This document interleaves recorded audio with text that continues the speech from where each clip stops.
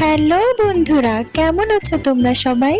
তোমরা কি জানো টুনি পাখি আর টুনি বর ডিম দিয়েছে এবং তারা দুজন ভীষণ খুশি, তবে চিন্তিত যে জঙ্গলের কোনো সাপ এসে তাদের ডিমগুলোকে খেয়ে না ফেলে।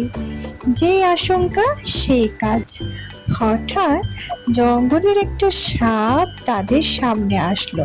তারা দুজনেই ভীষণ ভয় পেয়ে গেল সাপকে দেখে।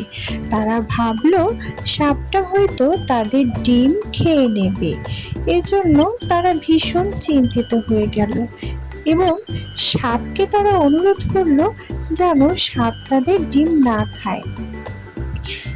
সাপ ভাই, তুমি আমাদের ডিম খেও না। সাপ ভাই, আমাদের ডিম খেও না তুমি।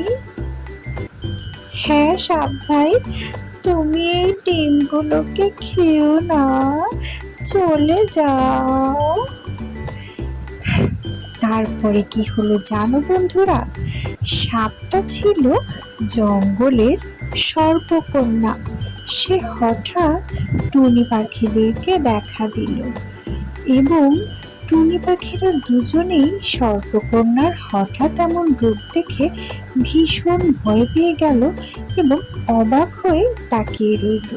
তারা সর্পকন্যাকে জিজ্ঞেস করলো, কে তুমি? তুমি তো সাপ নও, কে তুমি? তোমাদের ভয়ের কিছুই নেই, আমি এই জঙ্গলের সর্পকন্যা। আমি তোমাদের কোনো ক্ষতি করতে আসিনি, আর তোমাদের ডিম খেতেও আসিনি। এই রাস্তা দিয়েই যাচ্ছিলাম, হঠাৎ তোমাদের সাথে দেখা হয়ে গেল আমার, তাই আমার আসল রূপটা তোমাদেরকে দেখালাম যাতে তোমরা ভয় না পাও। এই যে আমি এখন চলে যাচ্ছি।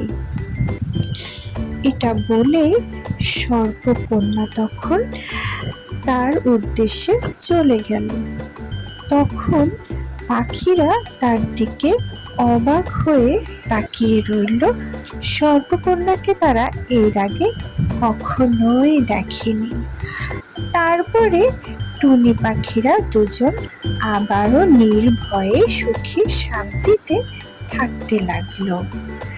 আমাদের গল্পটি যদি তোমাদের ভালো লাগে বন্ধুরা, তাহলে লাইক করো আর সাবস্ক্রাইব করো।